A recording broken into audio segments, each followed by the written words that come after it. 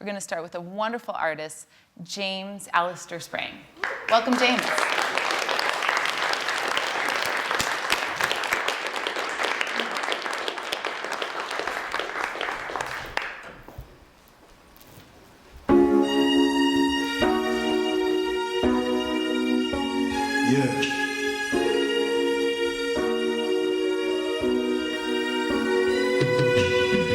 Mama always prepped me for the disappointment, held me down. When I got burned, you had the ointment round. We grew up in homes for battered women. Ironic how the stuff I love just bad as women. Never played catch like them other men kids, but you taught me how to catch my feelings. Still know what's forgotten ain't always forgiven. Wow. Now, even though my father was like, Judas, your good intentions done eclipse everything malignant in my DNA. Anyway, just wanna say, you don't need to worry. This life I chose ain't coming in a hurry. When your mother is a Jehovah's Witness, it is not that she will not speak proud. It is just that there is an aftertaste of regret and bittersweet that the word proud fails to connote. When your mother is a Jehovah's Witness, pep talks will not exist, and she will raise you on the metaphor of a dented bread pan and the idea of natural sin. And you will later connect with this metaphor. Dented bread will begin to define you. Wouldn't you need to break the mold in order to remove the damaged bread mold? Later you will start questioning what is secondary to survival. When your mother is a Jehovah's Witness, she will not understand. And she will say this herself, apathetically. She will bring you into a world that she will later disown with the amount of thought put into discarding a punctured fish tank. She will believe that you have the integrity akin to the kingly in her community, but will never outrightly claim such blasphemy. She will consider your sister the black sheep, for sheep understand what it means to sacrifice. She will ship you pamphlets in the mail and you will discard of them like catalogs for shiny new fish tanks. When your mother is a Jehovah's Witness, she will love you. She will question what it is that you are searching for, and to her, you will be unable to express the faith you have in yourself, for the words that explain this profundity will be written by your own hands over the span of merely 26 years. You will be unable to share the way your faith has taken hold of your body, your thoughts, and you will be unable to have her step back from her own faith and view the idea of a higher purpose abstractly. And you will continue to knock on door after door after door after door, waiting for opportunity to answer. Know that picture of us walking down the hall together? Fast forward to us exiting a hall together. I was angsty, but you helped me locate it, eradicate it altogether. And if I wanted to annoy you, I'd smell your feet. Funny, cause nowadays I don't smell the feet. Mama, you don't have to worry, I'm fine. I know that critical runs in our bloodline. I just want you to know that I understand. With two busy hands, you wanted a man. And even though Pops wasn't grand and Grandpops wasn't there, know that I'll always care. So next time you raise your hand to mention how you witnessed it, imagine my moving lips. Mama, I'm fine. You don't have to worry, Mama. I'll pay that fine. You don't have to worry, Mama. I ain't doing no time. You don't have to worry. Got your own purpose. I'll find mine. You don't have to worry, Mama. You don't have to worry. Mama, you don't have to worry. Mama, you don't have to worry. Get your own purpose. I'll find mine. You don't have to worry. Mama, you don't have to worry. Mama, you don't have to worry. Got your own purpose. I'll find mine. You don't have to worry.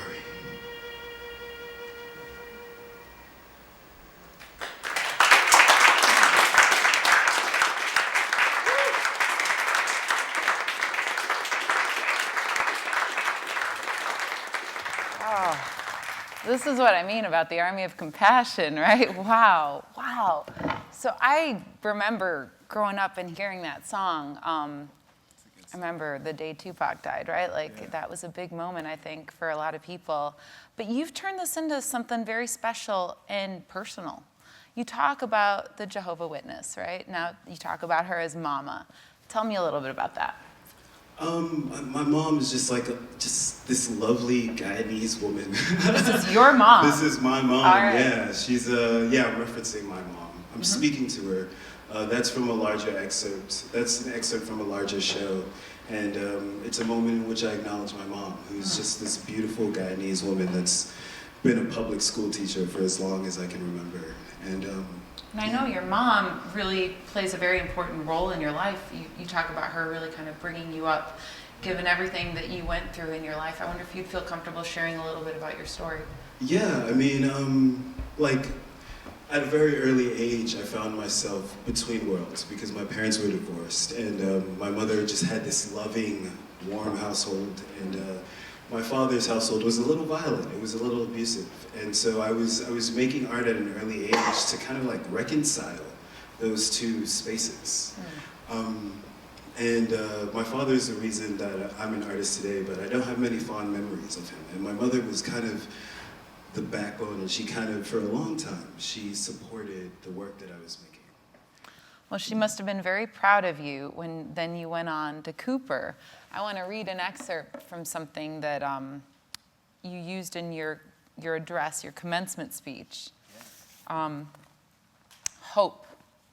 Hope is everything. A fresh way to approach a dull and dangerous thing.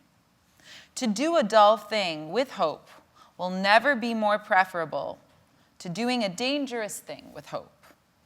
To do a dangerous thing with hope is what I call art. Hope is a way of doing, a way of being. So that's from your student address at the commencement speech at Cooper Union. Tell me a little bit about the role of hope and how you got to Cooper Union in the first place. Yeah, definitely. So after 18, I was kind of relying on the benevolence of those around me, and they instilled a serious sense of hope. And I was accepted into Cooper, and I found myself being unable to even get there. And a bunch of people came together, including Young Arts, which is a wonderful organization for young artistic minds. And they gave me a scholarship, which allowed me to actually relocate to New York and attend Cooper Union. So for a long time, people were always there, like willing to posit hope when I needed it. And I think it's also a testament to what hope is, even just as language, because that is from my commencement speech, but it's also an excerpt from a larger Bukowski poem. And I think and he's talking about style. Like, style is everything. Style is, and I think it's a testament to hope, even as language. If you just place it and posit it into a Charles Bukowski poem, it can become uplifting. Like, that's... Well, it's definitely something we need a lot of today.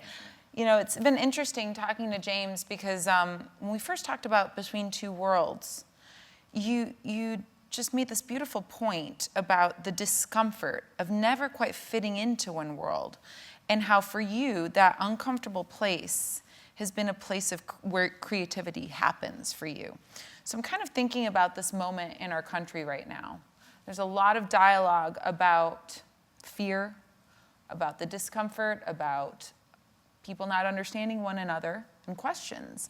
And I wonder, with your hopefulness, and also with your approach towards this Between Two Worlds space as a space of creativity, what do you think? Is this an opportunity here? What do you make of it? That's a really good question. We do find ourselves in a kind of a tumultuous time, a tumultuous moment. From my experience, I just know that working between worlds, working with the slippage between genres, and social constructs allowed me to kind of bring people from disparate backgrounds and like disparate disciplines together. And it was an opportunity to form new communities, which I think is important because, yes, that is a place where innovation can happen between worlds, but what's really important are the communities that create that innovation and the interpersonal relationships that support those communities. Because while we work together to figure things out, we'll be able to develop the sensibilities and sensitivities necessary to really address what's fertilizing the soil of this nation. I love that. What's fertilizing the soil of this nation? And I know you still have hope despite all of this. Yeah, I definitely do. I think it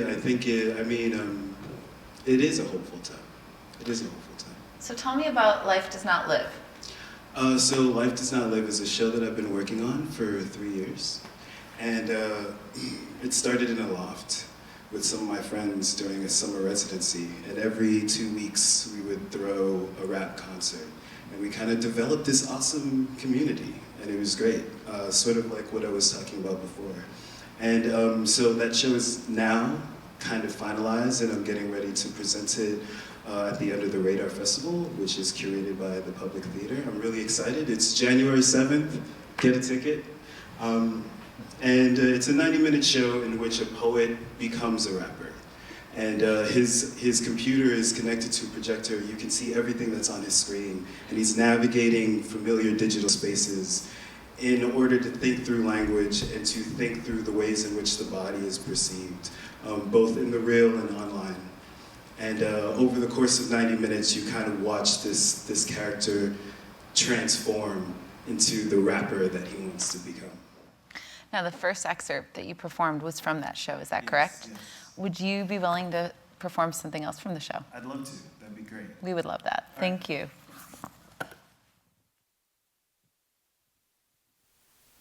Lesson 1. What causes waves? Waves are beautiful to look at, but they can destroy ships at sea, as well as houses and buildings near the shore. Yeah! Spend the night trying to see the light, tunnel vision. Floating kites, no prescription. No, moving fast, slowly sipping. This won't last, I will be sinning. What's good and bad? Got your morals flipping, must smell like suffered sulfur. Flies don't sit on shit for comfort. See that trash I had to dump. See that trash I had to dump. Had a clean streak, wash, rinse, and repeat. Repeat. Had a clean streak, wash, rinse, and repeat. Repeat. Chilling with my syndicate, trying to disconnect from our intellect, like the internet. Watering Wheaties is out of question. Funny, trying to bust out reviews to invest in. So we jousting and jesting. Getting buck off the Ritalin. They ingesting, they ingesting, they ingesting. So riddle me this. I'm tall when I'm young, I'm short when I'm old. I got a candlestick inside of my soul. They fired him up, got rid of him quick. The story they told and still tell to the kids that tick and stack. On their tippy toes, get out, you gotta go. You the X to they O, red, white, and gold. In this pyramid scheme, I'm you and you're me. And if matter is fact, I'll say quite matter-of-factly. I think we truly matter. I think we truly matter. I think we truly matter. I think we truly matter. I think we truly matter. Had a clean streak, wash, rinse, and repeat. Repeat. Had a clean streak, wash, rinse, and repeat. Repeat.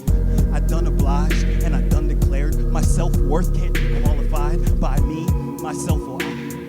Can't be quantified by she or he or them. I am married to this life. I am married to this life, and the gold band I received is this body. So I take it everywhere with me. I take it everywhere.